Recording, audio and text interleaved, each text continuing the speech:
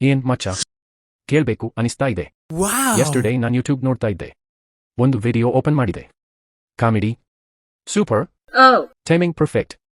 1 second ನಾನು bore ಆಗಿಲ್ಲ. ಅವನ ಎಡಿಟಿಂಗ್, ಡಬ್ಬಿಂಗ್, ಎಕ್ಸ್ಪ್ರೆಷನ್ಸ್ ಎಲ್ಲವೂ ಜಾಕ್ಪಾಟ್. ಅದು ನೋಡ್ತಾ ಇದ್ದಾಗಲೇ ಅನಿಸ್ತು ವಿಡಿಯೋ ತುಂಬಾ ಚೆನ್ನಾಗಿದೆ ಅಂತ. ಆದ್ರೆ ವಿಡಿಯೋ ಮುಗಿದೋದ ಕೂಡಲೇ ಸ್ಟ್ರೈಟ್ ನೆಕ್ಸ್ಟ್ ವಿಡಿಯೋಗೆ ಹೋದೆ. ಸಬ್ಸ್ಕ್ರೈಬ್ ಮಾಡೋದು ಮರೆತು ಬಿಟ್ಟೆ. ಆಗ ನನ್ನೊಳಗೆ ಒಂದು ಇನ್ನರ್ ವಾಯ್ಸ್ ಬಂತು, ಅಯ್ಯೋ ನೀನು ಗಿಲ್ಟಿ ಅಂತ. ಈ ವಿಡಿಯೋ ಮಾಡೋಕೆ ಅವನು ಎಷ್ಟು ಕಷ್ಟಪಟ್ಟಿದ್ದಾರೆ ಗೊತ್ತಾ?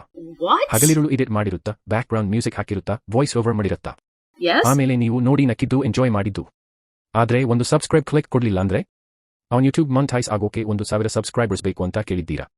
ಅವನ ವಿಡಿಯೋಸ್ಗೆ ವ್ಯೂಸ್ ಬರುತ್ತಾ ಇರುತ್ತೆ. ಆದರೆ ಸಬ್ಸ್ಕ್ರೈಬರ್ಸ್ ಬರೋದು ತುಂಬಾ ರೇರ್. ವಿಡಿಯೋ ಮಾಡೋದು ತಪ್ಪಾ? ಇಲ್ಲ, ನೀವು ಸಬ್ಸ್ಕ್ರೈಬ್ ಮಾಡದೇ ಇರೋದು ತಪ್ಪಾ? ಇದು ನಿಮಗೆಲ್ಲ ಪಾಠ. ನೋಡೋದು ಒಂದು ಕಥೆಯ ಭಾಗ, ಸಬ್ಸ್ಕ್ರೈಬ್ ಮಾಡೋದು ಸತ್ಯದರ್ಶನ.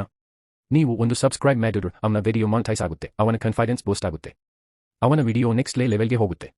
ಇದನ್ನ ನೀವು ಮಿಸ್ ಮಾಡಬೇಡಿ. ಹಾಗಾದ್ರೆ ಮಚ್ಚ, ಇನ್ನು ಮುಂದೆ ಏನಾದ್ರೂ ವಿಡಿಯೋ ಇಷ್ಟವಾಯ್ತು ಅಂದ್ರೆ ಪಟ್ ಸಬ್ಸ್ಕ್ರೈಬ್ ಹೊಡಿ. ಸಬ್ಸ್ಕ್ರೈಬ್ ಮಾಡಿ, ಒಂದು ಡ್ರೀಮ್ಗೆ ಸಪೋರ್ಟ್ ಮಾಡಿ. ಅವನ ವಿಡಿಯೋಸ್ ನಿಮ್ಮ ಮನೋಭಾವ ಬದಲಾಯಿಸುತ್ತದೆ. ನೀವು ಅವನ ಫ್ಯೂಚರ್ ಬದಲಾಯಿಸೋ ಚಾನ್ಸ್ ಮಿಸ್ ಮಾಡಬೇಡಿ. Thank you.